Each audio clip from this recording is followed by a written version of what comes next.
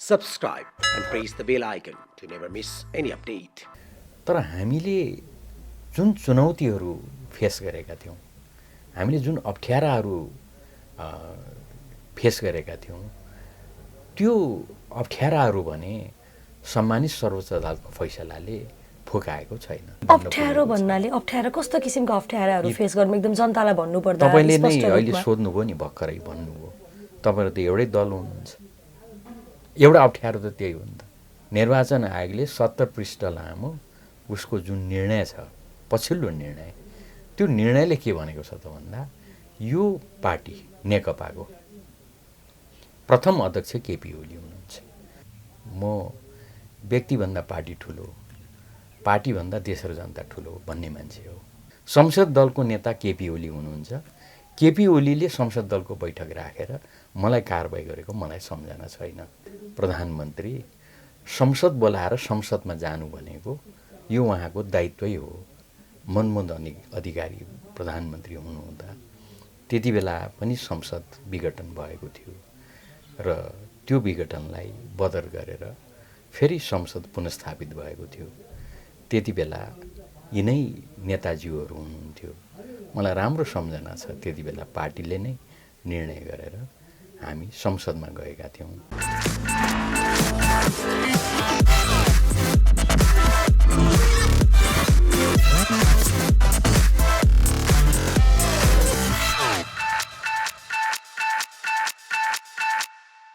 स्वागत छ canada-nepal.com मा। म छु मोनिका सिंह। आज हामीसँग हुनुहुन्छ नेकपाको संसदीय दलका नेता सुभाष नेमाङ। स्वागत छ क्यानाडा नेपालमा सरलाई। हजुर, धन्यवाद, नमस्कार। हजुर, 23 गतेबाट संसद सुचारू हुँदैछ। तयारी कस्तो छ? प्रधानमन्त्रीज्यूको तर्फबाट तयारी लगायत सम्पूर्ण तर्फबाट चाहिँ तयारी कस्तो भइरहेछ अहिले? प्रधानमन्त्रीज्यू सरकार तयार रहेर नै सरकारले सिफारिस गर्यो, प्रधानमन्त्रीले सिफारिस गर्नुभयो र राष्ट्रपतिले अधिवेशन बोलाएको यो अवस्था हो। त्यसैले मेरो बुझाइमा सरकार पूर्णतः तयार छ। हजुर, प्रचण्ड माधव समूहले त भनिरहनु भएको छ नि त, अब संसदभित्र संसदहरू चाहिँ कसरी जाने, केपी ओलीका संसदहरू चाहिँ कसरी जाने, अब आफै संसद विघटन गर्ने अनि फेरि अब संसदमा आएर फेस गर्दा त अब अलिकति लाज मान्नुपर्ने होइन र भन्ने किसिमका प्रतिक्रियाहरू पनि दिइरहनु भएको छ। के भन्न चाहनुहुन्छ? कसले के प्रतिक्रिया व्यक्त गर्नुभयो त्यसतर्फ म जान चाहन्न। म धेरै यस्ता कुराहरूमा म टिप्पणी गर्न रुचाउँदिनँ। जहाँसम्म यथार्थको कुरा छ, सम्मानित सर्वोच्च अदालतले सांसदहरू संसद दलको नेता छान्छन्, उनीहरूको त्यो जिम्मेवारी हो र संसद दलको नेता जो प्रधानमन्त्री बनेको हुन्छ उसले चाहिँ संसदीय दल सञ्चालन गर्ने, संसद सञ्चालनमा भूमिका निर्वाह गर्ने भनेको संसदलाई बिजनेस दिएर यो कार्य चाहिँ संसद दलको नेताको हो। यो संवैधानिक नैतिकताको दायित्वको विषय हो भनेर पनि भनेको छ यो तालिको फैसलामा। त्यसैले कतिपय विज्ञले यो फैसलाले सम्मानित प्रधानमन्त्री संसद बोलाएर संसदमा जानु भनेको यो उहाँको दायित्वै हो पनि भनेका छन्। त्यसैले यो धेरै विवादको विषय हो जस्तो लाग्दैन र हाम्रा आदरणीय मनमोहन अधिकारी प्रधानमन्त्री हुनुहुँदा त्यति बेला पनि संसद विघटन भएको थियो र त्यो विघटनलाई बदर गरेर फेरि संसद पुनर्स्थापित भएको थियो। त्यति बेला यिनै नेताजीहरू हुनुहुन्थ्यो। मलाई राम्रो सम्झना छ, त्यति बेला पार्टीले नै निर्णय गरेर हामी संसदमा गएका थियौँ। संसदमा फेस गरेका थियौँ अविश्वास र अविश्वासबाट पराजित भएर हामी प्रतिपक्षको भूमिकामा स्थापित भएका थियौँ। त्यसैले यसलाई त्यही रूपमा हेरौँ भन्ने मेरो आग्रह छ। हजुर, अब पार्टी नफुट्दासम्म त अविश्वासको प्रस्ताव नलाने भन्ने किसिमको कुराहरू आइराखेको छ। अब के पार्टी फुट्छ होला त या अविश्वासको प्रस्तावलाई चाहिँ होल्ड गरिन्छ होला त? के हुन्छ जस्तो लाग्छ तपाईँलाई? तपाईँ त प्रधानमन्त्रीज्यूसँग धेरै निकट हुनुहुन्छ होइन, के हुन्छ होला त? अब म नेकपाको एउटा इमान्दार कार्यकर्ताको हिसाबले मैले पार्लियामेन्टलाई र देशको संविधान कानुनलाई नजिकबाट हेरेको एउटा व्यक्तिको नाताले कानुनको शासनमा विश्वास गर्ने व्यक्तिको नाताले मैले के देखिरहेको छु त भन्दा हाम्रा अगाडि अप्ठ्यारा र चुनौतीहरू छन्।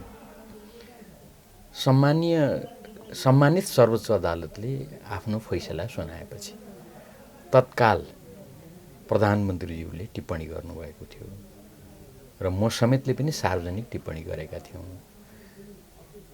सम्मानित सर्वोच्च अदालत हामीले संविधानमा गरेको व्यवस्था अनुसार यसको संविधानको आधिकारिक व्याख्याता सर्वोच्च अदालत हो।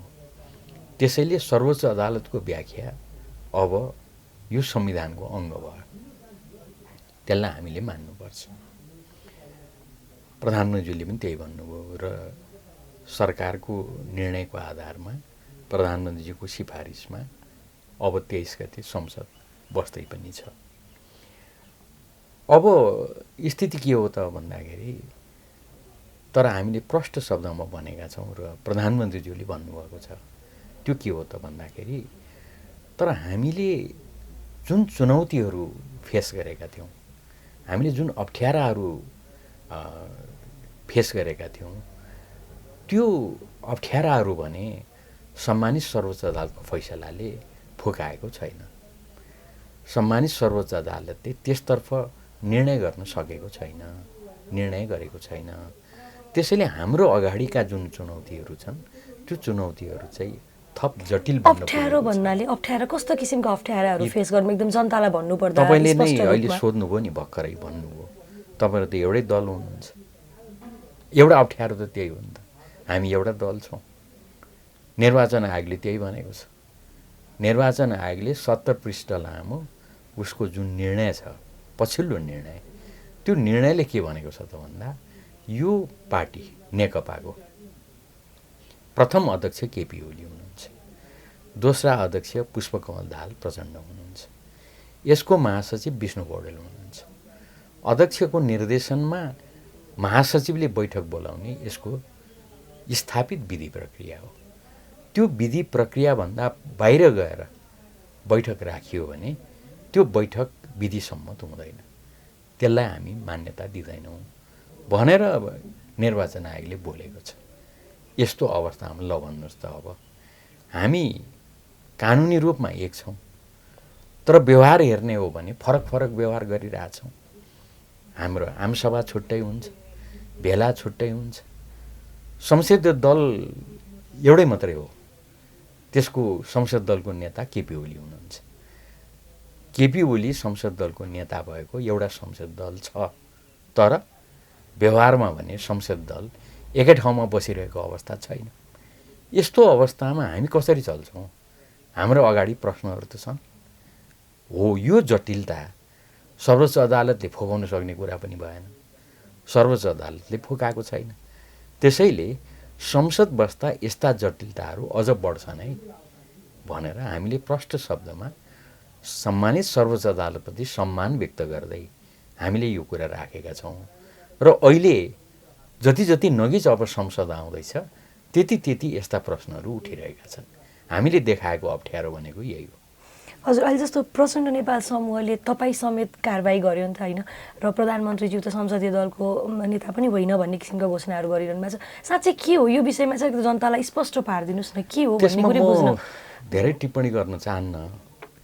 सबभन्दा पहिले त एउटा कुरा म भन्छु, म व्यक्तिभन्दा पार्टी ठुलो, पार्टीभन्दा देश र जनता ठुलो भन्ने मान्छे हो।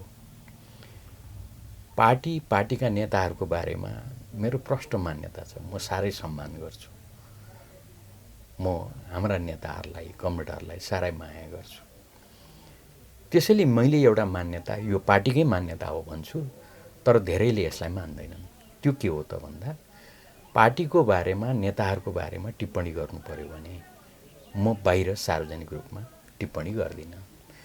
मैले कुनै कुरा भन्नु पर्यो यस बारेमा भने म नेताहरूलाई अर्थात् पार्टीका अध्यक्षहरू केपी ओली, प्रचण्ड कामरेडलाई भन्छु, भन्थेँ म, अहिले पनि त्यही भन्छु।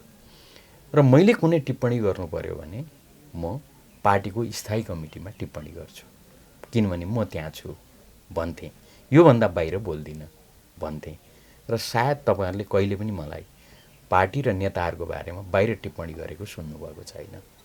यसै गरेर संसदको बारेमा लामो समय रहेँ। त्यसको बारेमा म सभामुखलाई, राष्ट्रिय सभा अध्यक्षलाई, त्यसका महासचिवलाई कुरा भन्छु, बाहिर भन्दिनँ। यस्तो अनुशासनभित्र बसेको र कहिलेकाहीँ यस्तो अनुशासनमा बस्दा यो मौन रह्यो भनेर पनि मैले आरोप खपेको मान्छे। त्यस्तो व्यक्तिलाई अनुशासन विपरीत काम गर्यो भनेर एकजना साथीले आज टिप्पणी गर्दै हुनुहुन्थ्यो। यस्तो मान्यताभित्र बसेको व्यक्तिलाई दिनमा 15 पटक अनुशासन उल्लङ्घन गर्ने साथीहरूले कारबाही गर्नुभएछ भनेर मलाई जिस्काउँदै हुनुहुन्थ्यो। मैले केही टिप्पणी गरिनँ। त्यसकारणले एकातिर त यो पक्ष छ, अर्कोतिर त मैले अघि नै भने नि, म धेरै त्यसमा जान चाहन्न। निर्वाचन आयोगले केपी ओली प्रथम अध्यक्ष, पुष्पकमल दाहाल प्रचण्ड दोस्रो अध्यक्ष, महासचिव विष्णु पौडेल, अध्यक्षको निर्देशनमा महासचिवले राखेको बैठक मात्र वैध हुन्छ भनेको छ। त्यसैले त्यस्तो बैठक बसेर मलाई कारबाही गरेको मलाई सम्झना छैन। संसद दलको नेता केपी ओली हुनुहुन्छ। केपी ओलीले संसद दलको बैठक राखेर मलाई कारबाही गरेको मलाई सम्झना छैन। त्यसैले तपाईँले भनेको जस्तो कुनै कारबाही म विरुद्ध भएको छ भन्ने मलाई थाहा छैन। त्यसबारेमा म टिप्पणी गर्न चाहन्न। हजुर, 23 गतेको माहौल कस्तो हुन्छ जस्तो लाग्छ संसदभित्रको? अब त नेकपाभित्रै पनि त विभाजन भयो नि त। अहिलेसम्म विपक्ष भएर कङ्ग्रेस या अरू पार्टीहरू बोलिरहनु भएको थियो, तर अहिले नेकपाभित्रकै सदस्यहरू पनि अब त विपक्षमा बोल्न थाल्नु भएको छ, विभिन्न आमसभाहरूमा पनि बोल्नु भएको छ। अब त माहौल झन् नराम्रो हुने होला। कस्तो हुन्छ जस्तो लाग्छ? त्यही त मैले भर्खरै भने नि तपाईँलाई, हामी कानुनी रूपमा एउटा पार्टी छौँ। अहिले भर्खर पनि म दोहोऱ्याउँदैछु। तर व्यवहारमा कस्तो छ त भन्दाखेरि हामी दुई भिन्न पार्टी जस्तो भएका छौँ। हामी एउटै बैठक बस्दैनौँ, एउटै हामी संसद दल बस्ने अवस्था छैन। हाम्रा आमसभाहरू फरक छन्, भेलाहरू फरक छन्। त्यो स्थितिमा छौँ। स्वयं प्रतिपक्षका पार्टीहरू, दलहरू हाम्रा नेताहरूले प्रश्न गरिराख्नु भएको छ, तपाईँहरू एउटै दल हो कि दुईटा दल हो? विभाजित नेकपा कि एकीकृत नेकपा भन्ने तपाईँहरू सरकारको कुरा गर्नुहुन्छ। हामीले कसलाई समर्थन गरौँ, कसलाई सहयोग गरौँ? तपाईँहरू त एक पार्टी देखिनुहुन्छ, तर व्यवहार भने फरक फरक छ। यसरी सबैजनाको बिचमा अन्यल देखिन्छ। त्यसैले मैले भने नि, सम्मानित सर्वोच्च अदालतले गरेको निर्णयबाट यो अन्यल र जटिलता थप बलियो भएको छ। समस्या छन्, यसलाई सुल्झाउन अरू कुनै उपाय नै छैन। यो त हामीले नै गर्ने हो। हामी दलले, दलसँग सम्बद्धहरूले सल्लाह गरेर, छलफल गरेर टुङ्गोमा पुग्नुपर्छ। अहिले त जटिलता छ, अन्यल छ। कस्तो सल्लाह र कस्तो अब वार्तापछि चाहिँ यो अन्यल टुङ्गिन्छ होला त? अब मैले बुझेको लोकतन्त्र त त्यही नै हो। वार्ता र संवाद बाहेक अर्को विकल्पै छैन। प्रधानमन्त्रीले पनि त्यही आधार बनाएर उहाँ जनतामा जाउँ, जनताले निर्णय गरिदिन्छ, जनताले छिनोफानो गरिदिन्छ भन्ने प्रधानमन्त्रीज्यूको भनाइ त्यही तर्कमा उभिएको मैले देखेको छु।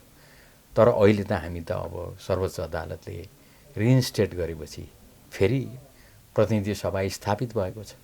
यस्तो अवस्थामा हामीले त्यही प्रतिनिधि सभाको थलोमा गएर यसलाई फुकाउनको लागि प्रयास गर्नुपर्छ। त्यो प्रयास गर्ने बाहेक त हाम्रो अगाडि अर्को विकल्प छैन। जस्तो तपाईँ त अब शीर्ष नेता पनि हुनुहुन्छ र प्रधानमन्त्रीज्यूसँगको निकट नेता पनि भनिन्छ है। तपाईँले साँच्चीकै छातीमा हात राखेर भन्नुपर्दाखेरि यो जुन नेकपाको आन्तरिक विवादका कारण देशको राजनीति डामाडोल भइरहेको अवस्था, जनताले दुःख पाइरहेको अवस्था जस्तो लाग्छ कि लाग्दैन? अब यसमा म धेरै टिप्पणी गर्दिनँ। मैले त सदा सर्वदा भनिराखेको कुरा हो। हामीले पार्टी एकता गऱ्यौँ, हामी यो ठाउँसम्म आइपुग्यौँ। एकताको सन्दर्भमा धेरै छलफल भएन, तर एकता भयो। हामीले त्यसलाई हार्दिकतापूर्वक स्वीकार गऱ्यौँ र यो ठाउँसम्म आइपुग्यौँ। जनताले पनि अनुमोदन गरे। जनताको बिचमा चुनावमा जाँदा त्यति बेला पार्टी एक भइसकेको थिएन, तर मिलेर चुनाव लड्यौँ। जनताले त्यसलाई अनुमोदन गर्यो। त्यही आधारमा पनि जनताले अनुमोदन गरेको एकता हो भनेर हामी एकताको प्रक्रियामा अगाडि बढ्यौँ। अहिले यो ठाउँमा हामी आइपुगेको अवस्था छ। तर अब अहिले पार्टी कानुनी रूपमा एक छौँ, तर मैले अघि भने व्यवहारमा भने हामी भिन्न देखिन पुगेका छौँ। यस्तो अवस्थामा अझै पनि पार्टीलाई एकताबद्ध बनाउनुपर्छ, एकताबद्ध बनाउने प्रयास गर्नुपर्छ। म भनिरहेको छु, धेरै साथीहरूले त्यसो भनिराख्नु भएको छ, तर यथार्थ भनेको त अलिकति फरक देखिएको छ। त्यसैले हामी अप्ठ्यारो अवस्थामा छौँ, जटिलताको बिचमा छौँ। स्वाभाविक रूपमा हिजो जनताको बिचमा जनताको मत मागेर जनताको आशीर्वाद लिएर अगाडि बढेको हामीले फेरि जनताको बिचमा जाँदा त हामीले यो प्रश्नको उत्तर त दिनै पर्छ। हिजो एक भएर हामी अगाडि बढ्छौँ भनेर भनेको, अहिले त तिमीहरूको त स्थिति त यस्तो भयो, यो किन भयो भनेर जनताले त हामीलाई सोध्छन्। त्यो प्रश्नको जवाफ लिएर पनि हामीले जनताको बिचमा जानुपर्ने अवस्था छ।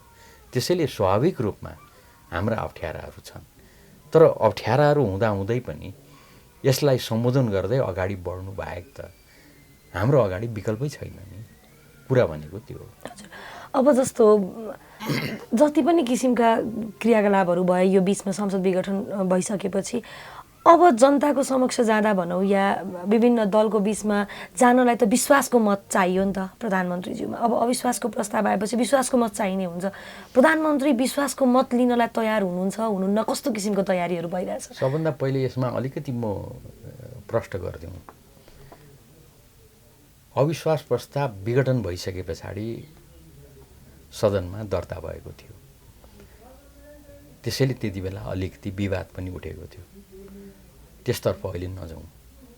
अब अहिले प्रतिनिधि सभा पुनस्थापित भएको छ, त्यसैले प्रतिनिधि सभामा रहेका सबै प्रस्तावहरू बिउतिएका छन् भन्ने विज्ञहरूको टिप्पणी पनि छ। तर सम्बन्धित साथीभाइहरूले त्यो अविश्वासलाई अगाडि बढाएको मैले देखेको छैन। त्यो उहाँहरूकै जिम्माको कुरा हो। त्यसैले त्यसबारेमा अरू म टिप्पणी गर्दिनँ। जहाँसम्म प्रधानमन्त्रीजीले विश्वास लिने कुरा छ नि, प्रधानमन्त्रीमाथि त कहाँ छ त अविश्वास? किनभने प्रधानमन्त्रीज्यूले त 2/3 बहुमत लगभगको समर्थन प्राप्त गरेर सरकार बनाएको अवस्था हो। हाम्रो संविधान बमोजिम दुईटा अवस्थामा प्रधानमन्त्रीले विश्वास लिने व्यवस्था गरिएको छ। त्यो जुन पार्टीको आधारमा सरकार बनेको हो, त्यो पार्टी विभाजित भयो भने एउटा अवस्था विश्वासको मत लिएर देखाउनुपर्छ प्रधानमन्त्रीले।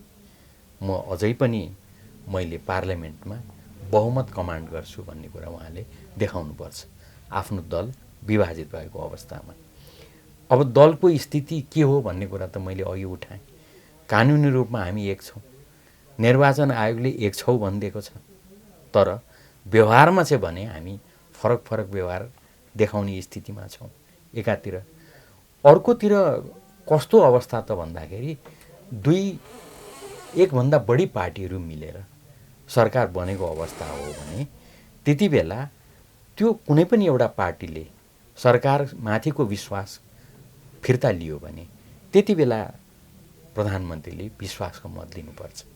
यो दुवै अवस्था अहिले विद्यमान होइन। त्यस कारणले गर्दाखेरि प्रधानमन्त्री विश्वासको मत लिने अवस्थामा पनि हुनुहुन्न। स्थिति भनेको यो हो। हजुर, जस्तो अहिले त भनिराखेको छ नि त संसदहरू किनबेचको कुराहरू आउँछ। अब विश्वासको लिनको लागि या आफ्नो मत बढाउनको लागि संसद किनबेच हुने भन्ने किसिमको माहौलहरू आइरहेछ। के छ यस्तो किसिमको क्रियाकलाप हुने सम्भावना छ या छैन, या यतिकै संसदमा अगाडि गएर फेस गर्ने सिचुएसन आउँछ, के आउँछ? त्यो कुरा बेठेको कुनै पनि अवस्थामा कसैले पनि त्यो गर्नु हुँदैन। त्यसको म कडा शब्दमा म भर्सना पनि गर्छु। यदि कहीँ छ भने त्यो कुरालाई हामीले आउन दिनु हुँदैन। हामी त्यसको पक्षमा छैनौँ। तर मलाई के लाग्छ त भन्दाखेरि यो अलिक बढी चर्चा हो। चर्चा गर्नेले त्यो कुरा देखाउँदा हामी सबै मिलेर त्यसलाई निर्मूल गर्नुपर्छ। त्यो बेठेको। हजुर हजुर, प्रधानमन्त्रीसँग धेरै निकट हुनुहुन्छ भनिन्छ। अब प्रधानमन्त्रीज्यूले चाहिँ के गर्दा यो सबै समस्याको समाधान हुन्छ जस्तो लाग्छ? एउटा चाहिँ म प्रश्न गरिदिउँ, तपाईँले 3-4 पटकै प्रधानमन्त्रीसँग निकट भन्नुभयो। हजुर, म संसदमा रहेका सबै राजनीतिक दलहरू र राजनीतिक दलका नेताहरूसँग म नजिक छु। प्रधानमन्त्रीज्यूसँग मात्रै होइन, स्वाभाविक रूपमा प्रधानमन्त्रीज्यूसँग म उभिएको छु। अब जहाँसम्म प्रधानमन्त्रीज्यूले गर्ने कुरा छ, सर्वोच्च अदालतले आदेश दिइसके पछाडि सम्मानीय प्रधानमन्त्रीले 1 मिनट ढिलाइ नगरिकन संसद बैठक बोलाउनु भयो, प्रतिनिधि सभाको बैठक बोलाउनु भयो। त्यो राम्रो काम भयो। अब प्रतिनिधि सभाको बैठक सुरु हुने अवस्थामा हामी पुगेका छौँ, सङ्घारमा पुगेका छौँ। यस्तो अवस्थामा प्रधानमन्त्रीज्यूले सबै राजनीतिक दलका नेताहरूसँग उहाँले छलफल गर्नुपर्छ। संसदबाट यो अहिले हाम्रो समक्ष आएका विषयहरूलाई कसरी टुङ्गोमा पुर्याउने त्यसतर्फ उहाँले सल्लाह गर्नुपर्छ। आफ्नो संसद दलको बैठकमा सल्लाह गर्नुपर्छ, दलहरूसँग सल्लाह गर्नुपर्छ।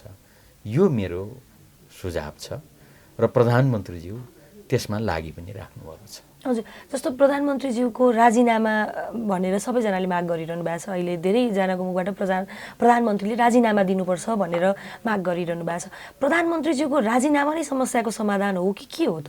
त्यो चाहिँ मलाई थाहा भएन।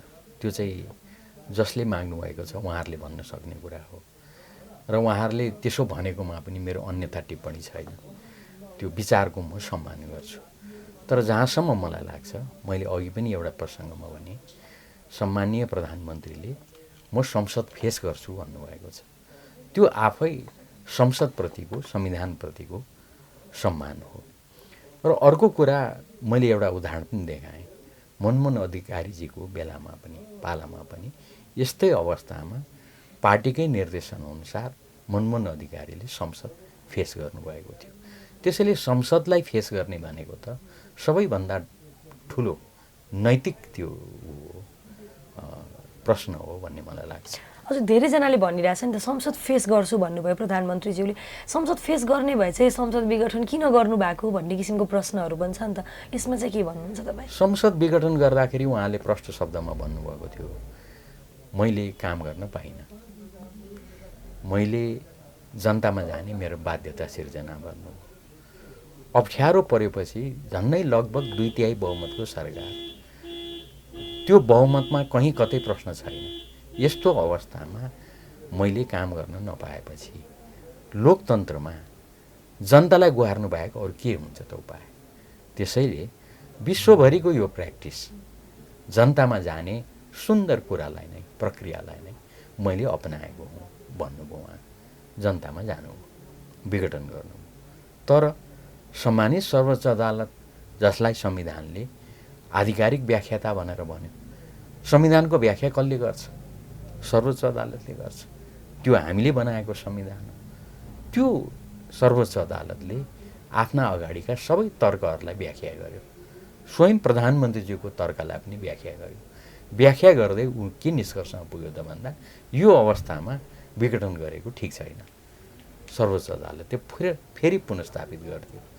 पुनर्स्थापित गरिसके पछाडि कहाँ यस्तो हो र म त मान्दिनँ भन्नु भएन प्रधानमन्त्रीजीले।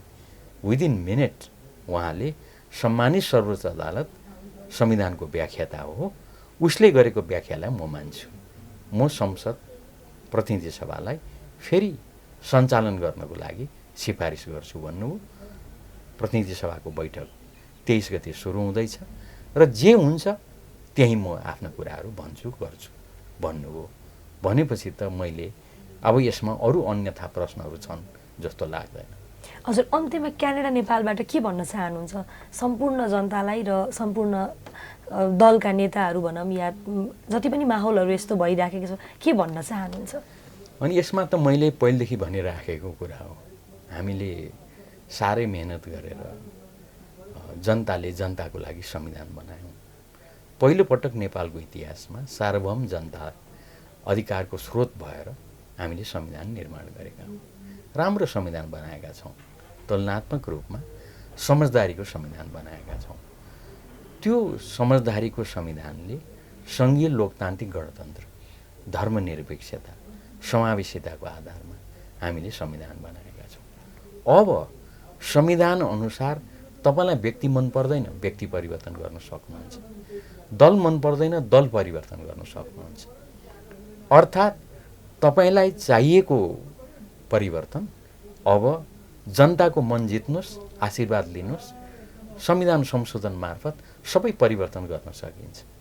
यस्तो संविधान बनाएको अवस्थामा अब यसलाई दृढतापूर्वक कार्यान्वयन गर्दै अगाडि बढ्नुपर्छ। जनता अब सुख समृद्धि चाहन्छन्, त्यसैले हामीले समृद्ध नेपाल, सुखी नेपाली भनेर भनेका छौँ। प्रधानमन्त्रीज्यूले त्यो नारा अगाडि सार्नु भएको छ। त्यसतर्फ हामी अगाडि बढौँ। यसको लागि हाम्रो पार्टी एक होस्, सिङ्गो देश एक होस्, एकताबद्ध भएर जनताले बनाएको यो संविधानलाई कार्यान्वयन गर्दै जनतालाई अझै अधिकार सम्पन्न बनाउँदै अगाडि बढौँ। मेरो त त्यही आग्रह छ। हस्त धन्यवाद सरलाई। हस्, धन्यवाद, नमस्कार।